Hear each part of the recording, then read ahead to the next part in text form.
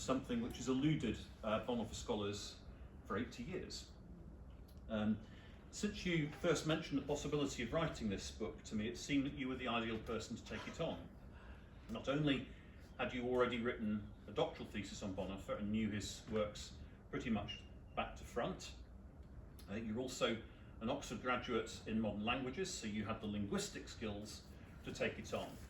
And I also think that your business skills, curiously, as an entrepreneur, sort of a business leader, were very useful, because often it required a certain determination to winkle out the evidence, to find the material, to make the contacts. So I thought it was a unique combination of skills that you brought to this project. But let's start at the beginning.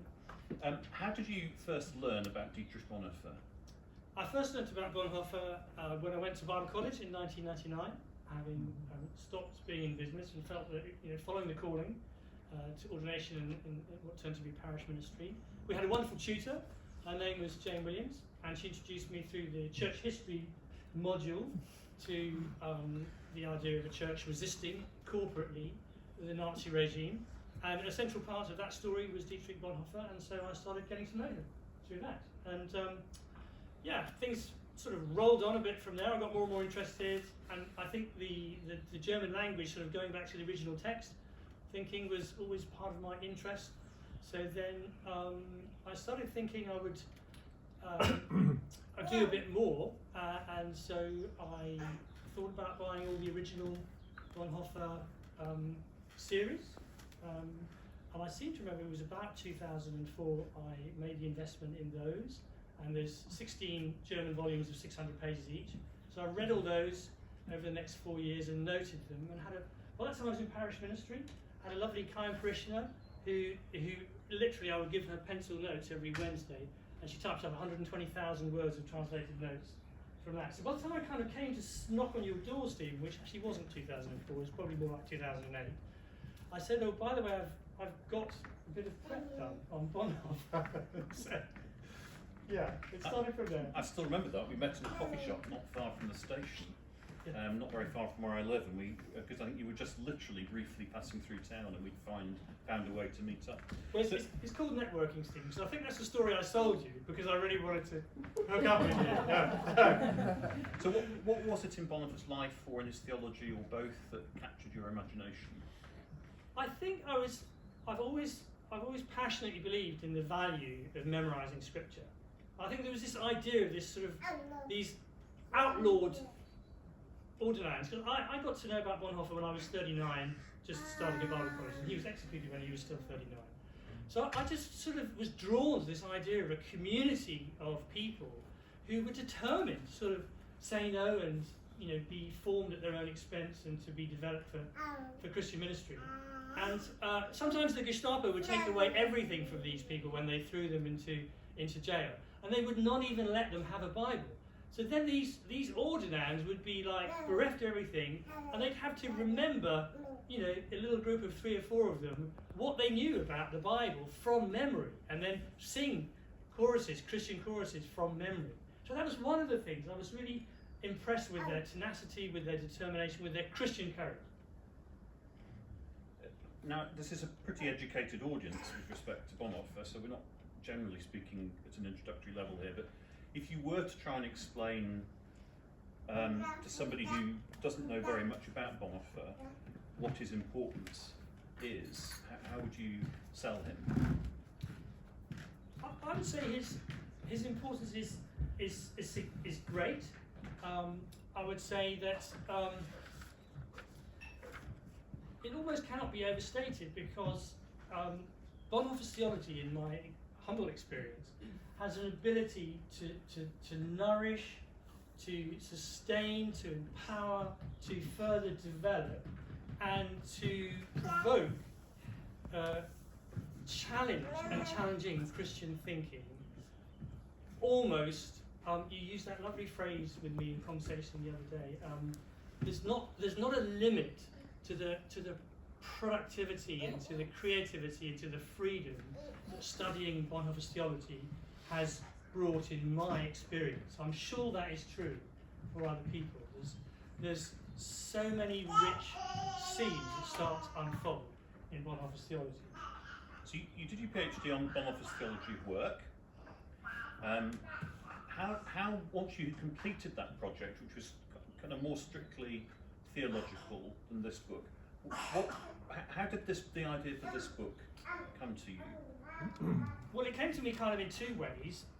First of all, I don't think I was a very good doctoral student, but I luckily was helped there by you, Stephen. And when I finished my doctoral thesis, I sent it off to be produced into a book without very many editorial changes. I forget who the publisher was that I chose, and they said, well, we don't like this, and we don't like this, and we don't like this, and we don't like that. So I said, well, I'm not going to publish that doctoral thesis then. So I thought, well, I'm going to take my bat home for a good few years. And it was like an accident. I went on this sabbatical, and this lovely friend, one of Pippa's lifelong best friends, Gela and Kieran, we had this sort of, Jess and Marco just got married, we'd flown via Singapore to Brisbane in Australia, and these friends heard me talk about the Second World War, and they heard me talk about Bonhoeffer, and they just said to me, John, you've got to write that into a book. And so next morning, I went down to the library in Brisbane, and I knew exactly the book I wanted to write. And I only found out about a month ago, I gave a Bonhoeffer lecture in 2007. I said I was interested in writing out Bonhoeffer's Last Week, which I'd forgotten between 2007 and 2017. But then, when I was really challenged to write the book, then I kind of knew the book that I wanted to write. So what would you say was the kind of central idea, or the central theme of the book? What is it, if you're summing up in a few sentences what the book aims to do, what would you say? Well, I want to speak informally and say, thanks to everybody's generosity, the book is like a dream come true for me, because it's like what I always wanted to find out, the places I wanted to go, to sort of find out what happened to Bonhoeffer, what he really did, and how he really died, even in worse of circumstances. So I really wanted to find out. So obviously it's a research project, and I wanted to find that out. But I think that if I dare to say, might have wider significance, because in the doing of all this work, I'd always been dissatisfied for years studying Bonhoeffer, that actually there was just this lock, stock and barrel adoption of a few kind of accounts, one in particular, and everybody just repeated the same regurgitation all over and over again about what happened in Bonhoeffer's final week, without really kind of delving into well, did it really happen that way, or did you just take Payne Best's word for it? So I wanted to rewrite the narrative of that final week away from the kind of dominant, established, 75-year established narrative. I wanted to do it in a broader way, but also, as soon as I started meeting Germans and all these miracles started happening to me, I wanted to bring out some of the goodness of humanity and people and the love which has been showered on me in the course of writing the book. So, just for example, it's a lockdown. I've pretty much finished the research. I'm writing out the book. I know there's something, as Bonhoeffer was leaving Schoenberg as he's going down the stairs. I know there's a text there that says that actually he went down the stairs and he kind of lost a bit of his composure. But where is that text? I know the author who wrote it, but can I get hold of the German text? It's like, no, I can't. So I phoned my new friend, I say my new best friend, he's called Wilfried, in Berlin. I say, Wilfried, I want to know where this is. He said, John, I know where that is.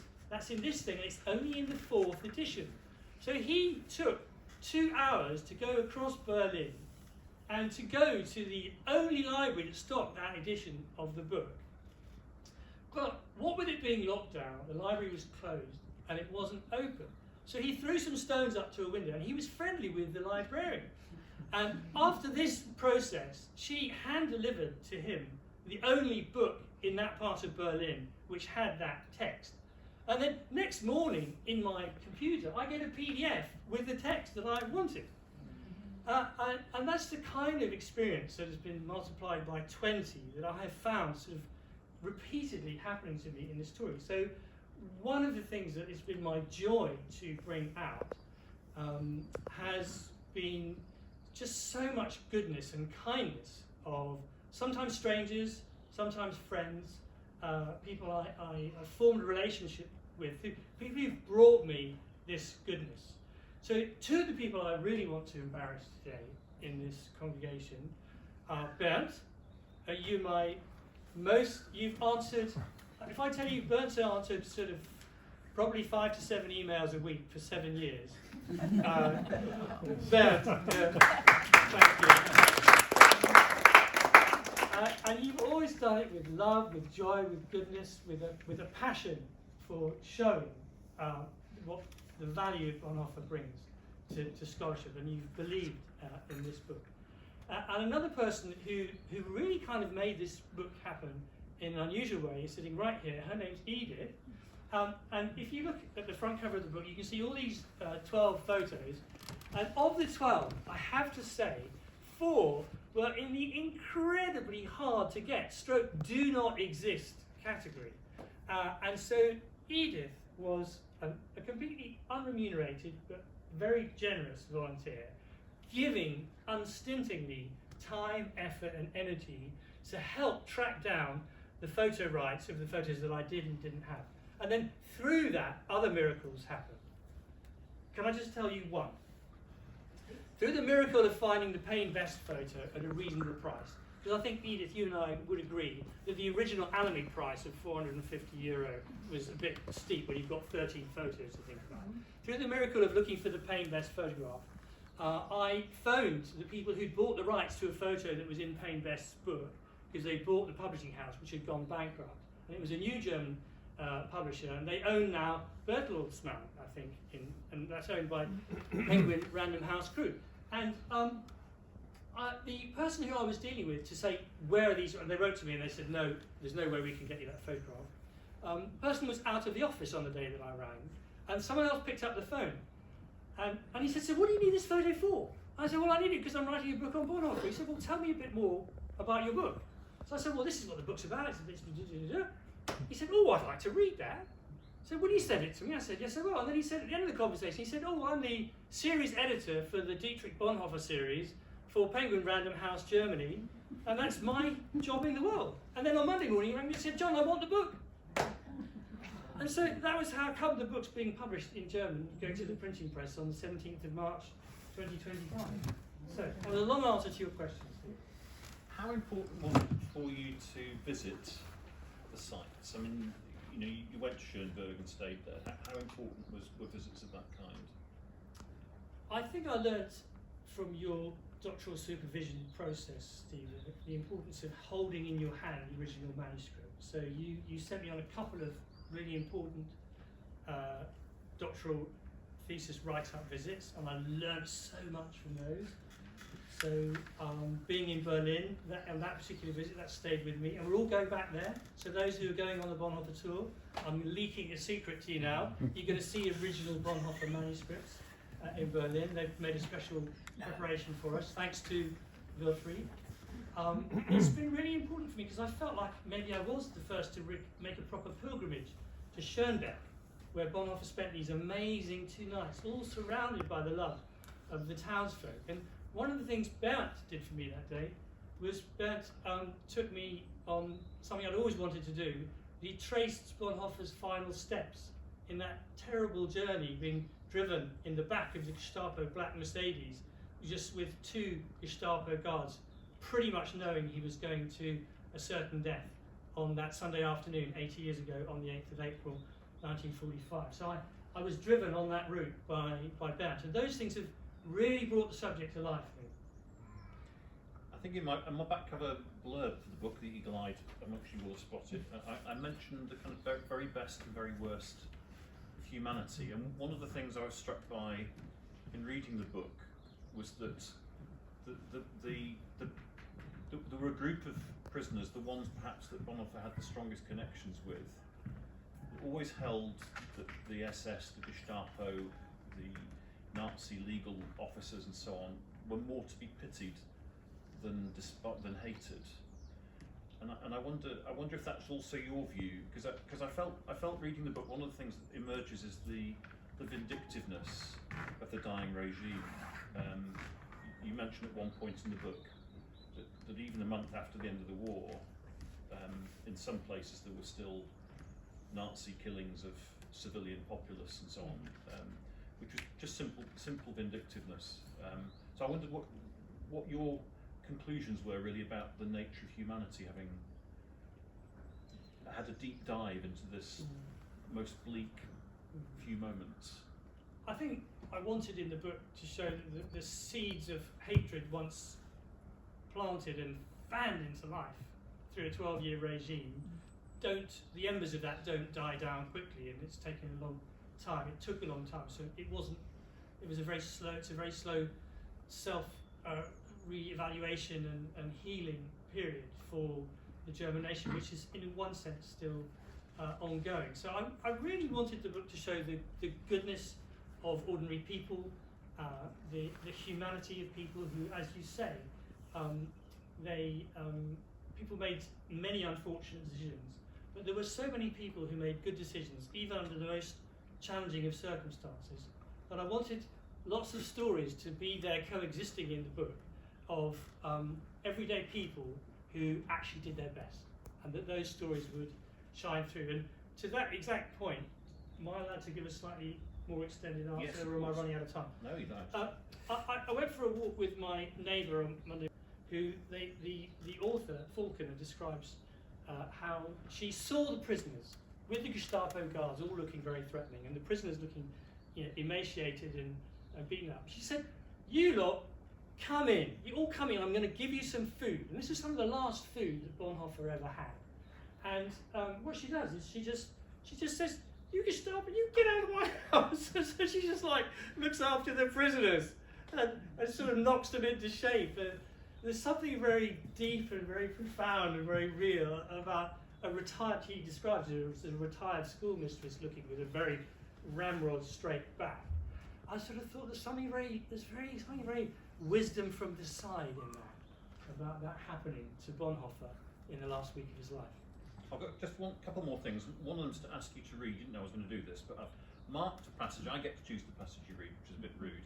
Okay. But it's a passage which I felt was one of a couple of points where the story began to reach a resolution, and it's the part of the story that's set in Schoenberg, actually, where Bonhoeffer speaks on the Sunday after Easter, on Low Sunday. And I wonder if I've marked the passage here. I wonder if you could read from there till the sort of the arrest, basically. Yeah, I'd love to. Yeah, thank you very much. Given the passages from the shot and the Losung available to him for the day, and which he is known to have accessed, it's hard to imagine that Dietrich would not also have made the link between the hostage's own situation in the locked room and Jesus' appearance to his disciples in the Gospel reading, John 20:19 to 31, through doors that were locked out of fear. On that occasion, the disciples were overjoyed when they saw the Lord. The theme of joy, the subject close to and much present in Bonhoeffer's heart, presents itself. Given what Falconer reports Bonhoeffer as having said, which has a link to Bonhoeffer's love of the Psalms, it's also possible that one of the set readings he also used from the introitus to the shot, as above, was Psalm 81, verse 2. Shout for joy to God, our strength. Shout aloud to the God of Jacob. Whatever he chose, the sources on what Bonhoeffer said that day agree that his words were well received. Bonhoeffer had written about preaching back in 1934. When a preacher opens their Bible and interprets the word of God, a mystery takes place, a miracle. The grace of God who comes down from heaven into our midst and speaks to us, knocks on our door, asks questions, warns us, puts pressure on us, alarms us, threatens us, and makes us joyful again, and free and sure. It seems that day some of this richness was transacted. Now, the role of liturgy is uniquely Christian, in that it does not attempt to fix things, but rather places human time in the context of eternity. Hunde wrote that the service brought huge joy, and that the thin soup we were brought for lunch that midday, that day, tasted really good. Clearly he had received food for his soul. He was not the only one. Aim Best noted, Bonhoeffer spoke to us in a manner which reached the hearts of all. finding just the right words to express the spirit of our imprisonment and the thoughts and resolutions which it had brought.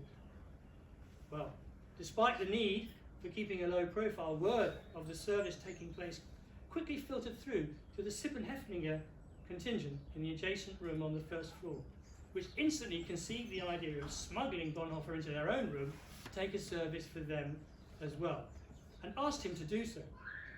It also appears that another effect of the service was to cause at least 3 of the group, which I named in the schoolroom, to lose track of time.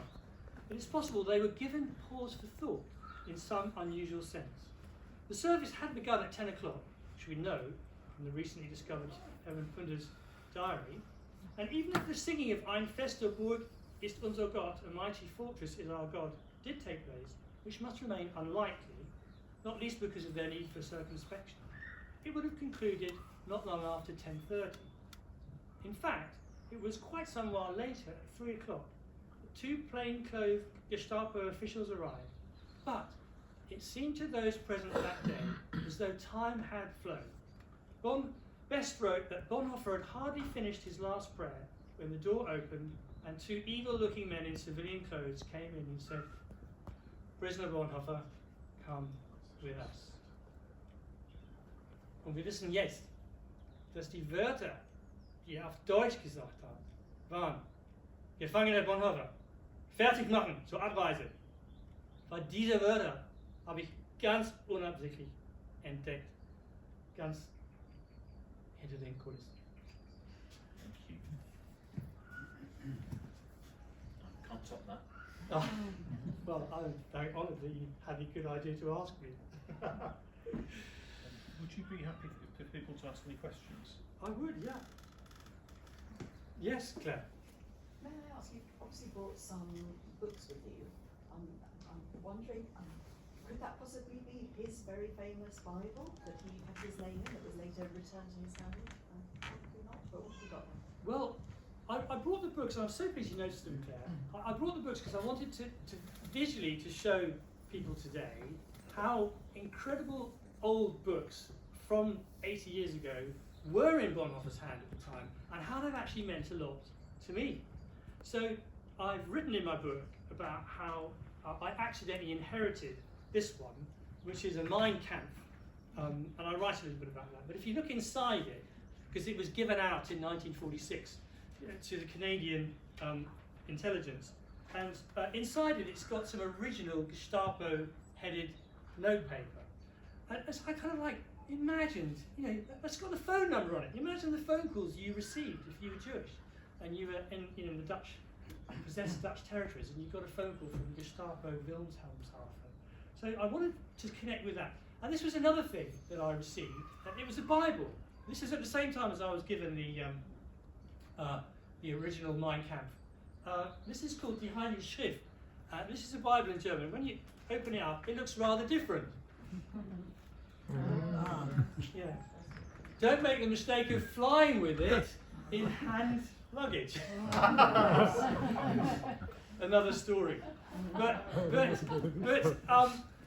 the other thing that I do have, which is nearly original, and I'm coming to this bit of my answer to you at the moment there. This is a Schott Messbuch, exactly this edition, with help from Pastor Michael. I'm pretty confident, we've done a lot of research, this was the exact edition that was placed into Bonhoeffer's hand that day. So the exact words, so this is not the text, but it's the same edition, and this text dates from 1954. There's more about that in the book itself.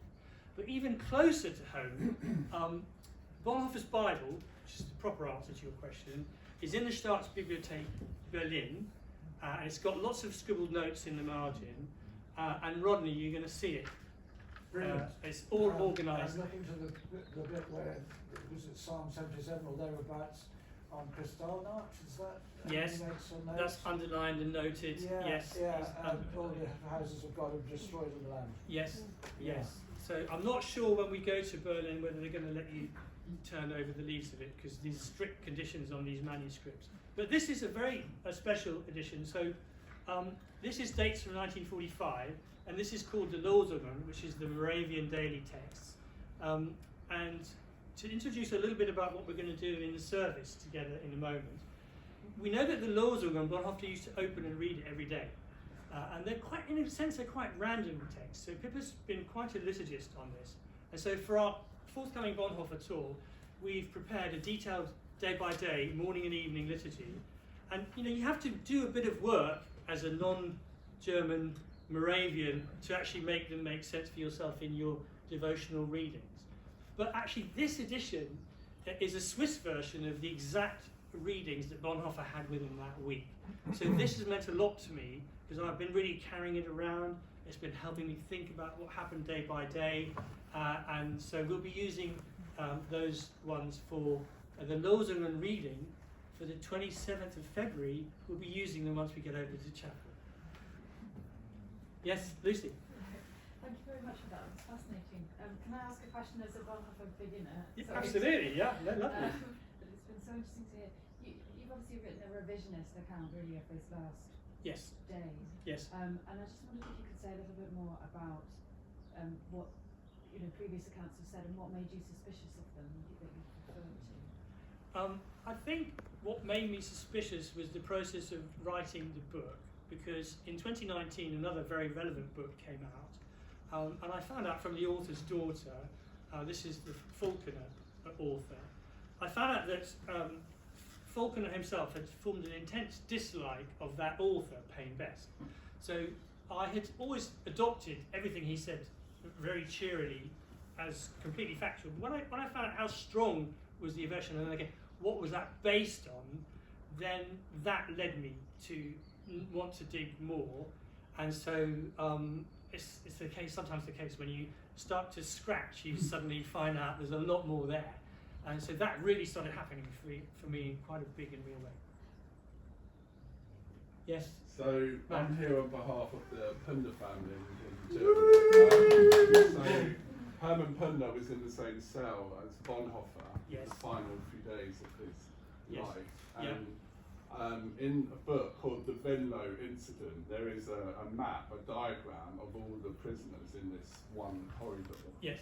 I mean, the question really is, what were the conditions like, at the time, and why were all the prisoners put in those random cells as they were? Yeah. And the last question is really, why were some spared and Bonhoeffer wasn't? I mean, there's quite a few questions there, but that's the questions I have. So.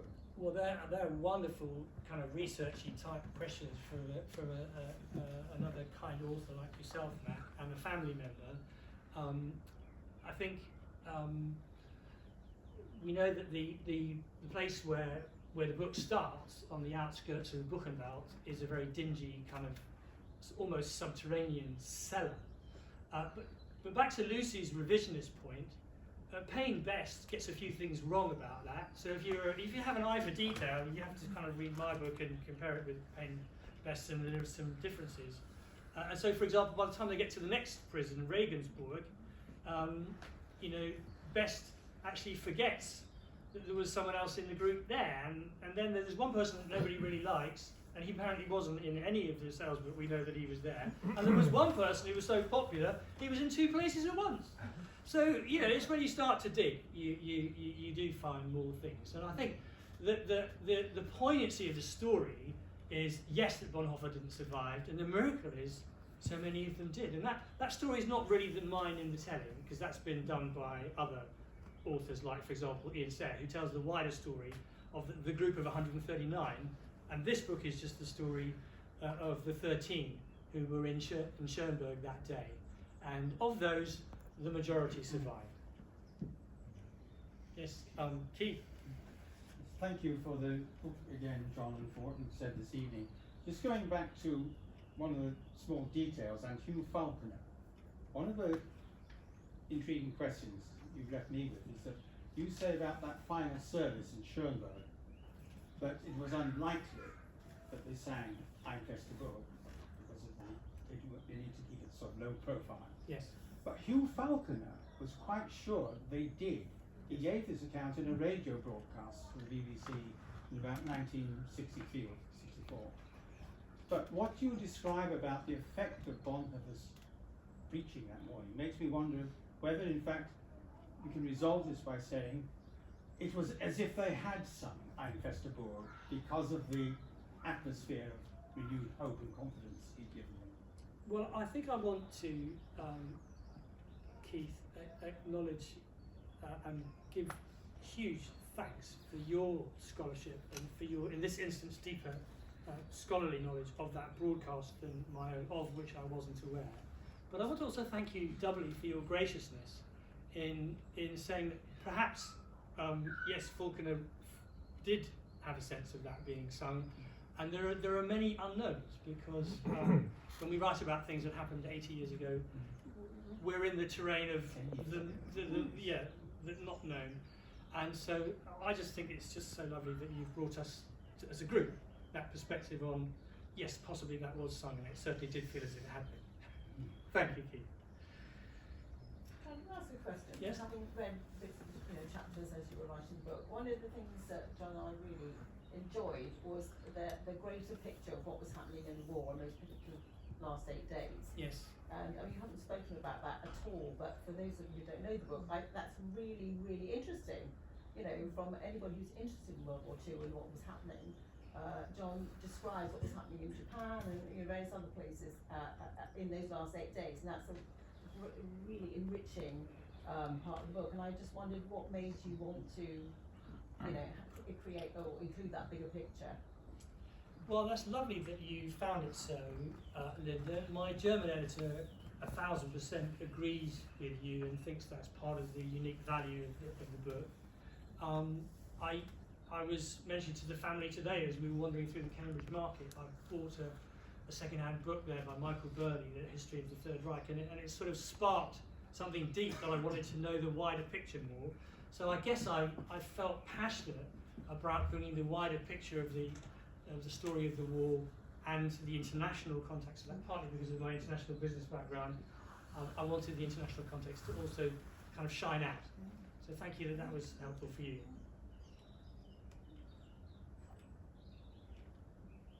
Great. Well, we've got about 10 minutes before we need to wander over to the chapel, so perhaps we might just carry on less formally, unless, John, you have some other things to add. Well, there's a link between Bonhoeffer and the VHI. There's a blue plaque here. And can I read it out in German? Is that okay if I do that? And then we'll just stay quiet. Heiliger Geist, gib mir die Liebe zu Gott und den Menschen, die Unhass und Bitterkeit vertilgt. Dietrich Bonhoeffer wrote that in 19... MCM X111. I need a bit of time. Charlie? 40, is that 43? 43. Yeah, that's right, 1943. So, Holy Spirit, give me the love for God and humankind, which vertilgen, that's like to pay off a mortgage. To devour. Which Devours. Yeah, which kind of, What absorbs. yeah, Yeah. which reconciles and makes as to nothing all hatred and bitterness. Yeah. Yeah. So what a lovely plaque to have in this very college, a blue plaque. And Father Ed, where are you? Is he here? Father Ed, you've been amazing today and in preparing the service. So we'll be led by you in a second. But thank you for being here on behalf of the college and the VHI and all the support you're giving us. Pleasure. Thank you. Very